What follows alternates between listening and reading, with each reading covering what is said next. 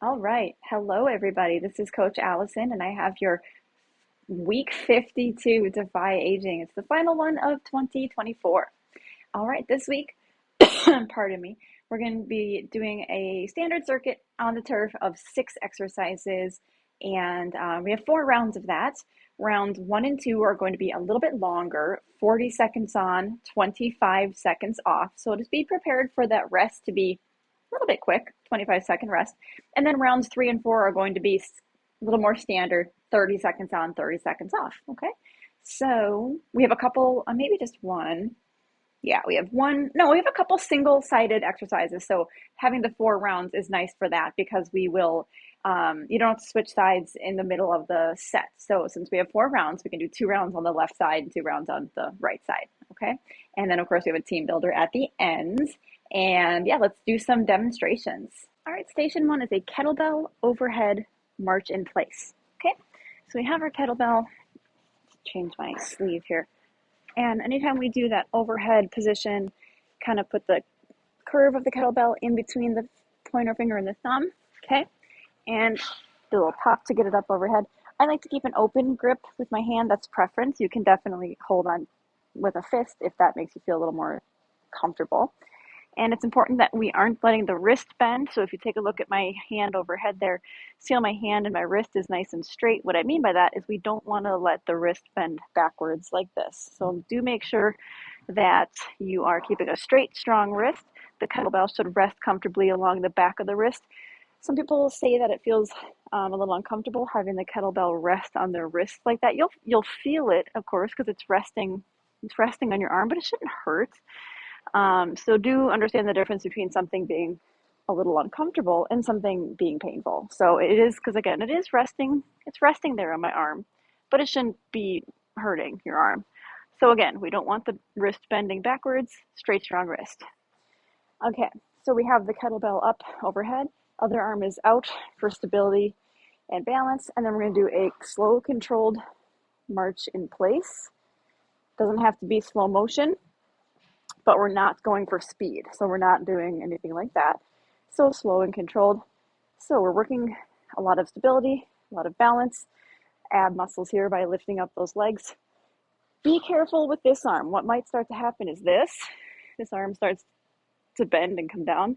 That actually is making the arm muscles and the shoulder muscles have to work almost even harder than if you just keep that arm straight up. So keep a straight, strong arm at all times. We're engaging that shoulder muscle at all times, okay? And it makes you incorporate a lot more stability, which is part of the goal with this move, because we're just trying to keep that alignment nice and straight. If you start to bring it out here, it does start to kind of wobble a little bit more, okay? So it's going to throw off your balance more. Okay, straight, strong arm, march in place. We'll do the whole set with one side, so we don't have to worry about switching sides halfway through, which is very nice. And that is our kettlebell overhead march in place. Next station will be a kettlebell sumo squat. So more kettlebells, but we shouldn't run out because the kettlebell sumo squat, you can use a much heavier, much bigger kettlebell. Overhead thing is lighter kettlebell because it's shoulder and it's overhead. Now we're talking glute muscles, hamstrings, hips, all of our big, strong muscles. So we should be having bigger, heavier kettlebells at this station. All right, I think most of us, our long-term clients, know the sumo squat. Legs are nice and wide.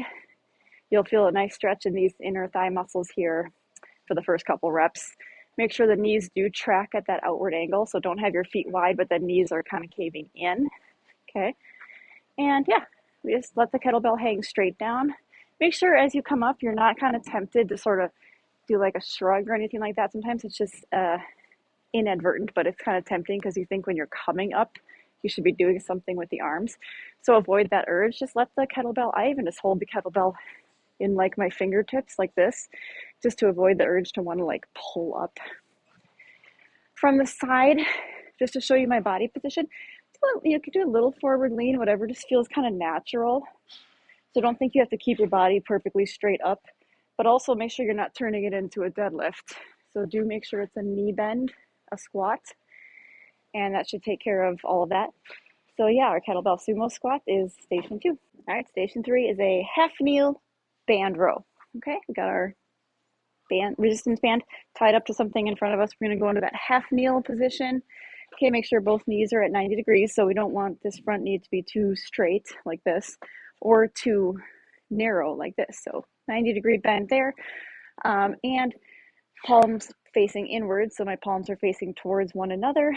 Sit up tall, shoulders down and back for the starting posture position. And we just do a standard back row with the arms here. So pulling in, make sure you're not shrugging as you pull. Also make sure you're not kind of caving in as you pull like this. So instead, do the reverse of that. Actually open up the chest and squeeze your shoulders back, shoulder blades together. Pretend you're trying to squeeze like an apple or something, whatever, between your shoulder blades. If you're doing this, you're not doing that. So, yeah. Oh no, we're not switching. Yeah, we're not switching sides in the middle because we're doing a full round on each side. If you are unable to kneel, very easy alternative. It's the same thing. All you're doing different is a staggered stance. So if I was like this on my knee, a staggered stance would look very similar. You have one leg back, one leg is forward for stability, and the row itself is, of course, the same. So very easy alternative if you need to stay off of your knees on the floor. So that's our half kneel or staggered stance band row. Okay, we have an agility ladder station. I don't have my agility ladder at this club right now, so we're gonna do a fake. We're gonna imagine the ladder on the floor. We're gonna do the standard in out steps, sort of the hopscotch step version for this. So it's going to be more. It's gonna be a lot of cardio, but it's gonna be more agility. So if I had my ladder here in front of me, you would be going in, out of each of the boxes in the ladder. So in, out. So it's very important with the agility ladder is, you don't want to step on any of the rungs and get the ladder all jumbled up or trip, of course. So you got to be picking up your feet. But we also want to make sure we're staying on the balls of the feet. So turning to the side so you can see my feet. Staying on the balls of your feet is just like, kind of like this, right? You're just not putting your heels all the way down on the floor. But I want to iterate that it's not, staying on the balls of your feet isn't like this, staying on your tiptoes. So we're not a ballerina. We're not trying to be on the tiptoes. So all that means is you're just keeping like a sliver of space of air between your heel and the floor.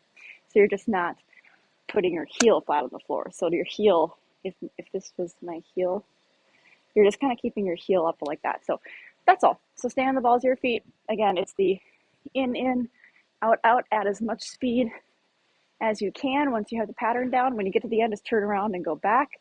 If we have to double up at stations, because there's only 6 stations, so if we have, I think we'll have to double up for some of the sessions that are more full. When you get to the end, just kind of jog back to the start and just take turns with the partner at your station. So unless your club has 2 ladders, that'd be great. So, all right, that's our agility ladder station this week. Okay, our core station, we're going to do heel touches. This is our only floor exercise this week. Well, I guess no, it's a half kneel. Never mind. Or, yeah, the row was a floor exercise. So this is our core station this week. So it's kind of going back to basics with a very similar exercise to a crunch, which you've probably all noticed we don't really do sit-ups or crunches in Defy because they are just not a very effective exercise and there's lots of room for error in them. But anyway, that's a different discussion. But this, my only forewarning with them is you have to be very cautious what you're doing with your head and neck because it will tire out your neck if you don't do the right thing. And I will show you what I mean by that. So with heel touches, scoot your heels in as close as you can to your butt. So see how I did that? I scooted them in. Now, to protect your neck and get it, keep it from getting tired, but it still will. Tuck your chin in. We're going to be coming into a crunch position. Okay, but before we do that, or while we're doing that, tuck your chin into your chest as much as you can when you come into this crunch. So watch what I'm doing with my head and my chin here. It's like I'm trying to look at my belly button. So when you come into this crunch, see how I tucked my chin in? As opposed to like keeping my head like this. This is going to tire out your neck a lot more than if we tuck the chin in. So pretend that this whole time you're pretending that you're trying to look at your belly button. Okay, so that being said, during this set, If your neck gets really tired, just stop and put your head down for 3 to 5 seconds and then rejoin the exercise for the remainder of the set. Okay? All right. So that being said, I'm tucking my chin in, coming into the crunch by lifting my head and shoulders off the floor, and then we twist side to side, keeping the shoulders off the floor at all times. I'm trying to reach for my heels, touch my heels, hence the name heel touches. So this whole time I'm engaging in these ab muscles here, and then while I reach for the heel, I'm getting kind of that crunch in my obliques, my side muscles. And you don't have to go fast, that's not the goal necessarily, so don't worry about going fast. Just consistently going side to side, keeping as much of my upper torso off the floor as possible, keeping my chin tucked down to my chest. All right. So yes, that did tire out my neck quite a bit, but why that's safer than if you do crunches and you're going like this constantly, that's just the neck. A lot of people start to yank on their neck, and that can lead to like a pull. But with this one, it tires out the neck, but since we're holding it there, there's not really a risk of jerking on it and doing any damage there. So tiring out the neck is fine. Anyone staying off the floor, it's going to be a very different exercise. There's not really a way to replicate that. And we can do like a standing thing like this, but it's really not doing anything, to be honest. So our standing alternative is going to be a band rotation. So this might be elsewhere in the club. It might be far away from the actual station. That's totally fine. We've done these before. The band is tied up to your side, and we're going to do a rotation like this. Pivot the inside foot like that. That helps you get a better range of motion, a better turn. Keep your arms locked in straight and let your head go with your rotation, meaning I'm not turning my body, but keeping my head forward. Okay? If you are someone doing this alternative instead of the heel touches, you're going to do 2 rounds on each side. So you'll do round 1 on one side, then do the other side on the full next rotation. Okay, this is a long demo. But yeah, that still is going to get these side muscles better than if we did some kind of like standing dippy thing like this. Those just aren't very effective unless you're using, just we're not going to go there. I think that'll be a better alternative. Okay? All right, that is the station number 5. Final station, lateral step up. So we've done these for a while. So you'll start at the side of your box. We have different heights, so use a height that's appropriate for you. Start at the side of your box. And for this version, we're actually going to, once you step up, we're going to keep, I guess you could put the leg up there right away. We're going to keep the leg up there the whole time. Some versions we come down, we bring the top leg down with each rep. This version, this week, we're going to keep the leg up there. So I guess you could start there. But it's very important that you leave enough space here for your other foot to come up. So don't like put your foot here and then you're not leaving enough like space. It's kind of cutting it close for space here. Okay, so we're going to come up and then come back down. Let's go right back up. So like I said, some versions we come down fully between each rep. Neither way is better or worse. It's just variety. This week, the variety we're going to do is keeping the top leg up here. Okay? You can hold, you can hold a weight if you want. If you're going to choose to hold a weight as a progression, you're only going to want to hold one with your outside arm, because otherwise this leg is kind of in the way and it's annoying to have a dumbbell like somewhere here. So you can hold a single weight with this outside arm if you want to. That adds an extra challenge for yourself. And same idea with all of our single-sided things this week. Just do all of round 1 on that one side, then switch sides when you get to round 2, so we don't have to worry about switching sides halfway through the set. Okay, so that's our lateral step up. Okay, our team builder this week is going to be a set of killers. Okay, I think they're also called a shuttle run. I think that's the same thing. It might be something different. Maybe someone correct me if I'm wrong on that. But anyway, we called them killers, killer drills back when I was in middle school and stuff. So, but you'll have cones, and my gym doesn't have cones, so I'm using a kettlebell. Kettlebells work great. I recommend a kettlebell instead of an upright dumbbell, because dumbbells are really tippy. You're going to be touching the thing. So if your club doesn't have cones, I recommend kettlebells.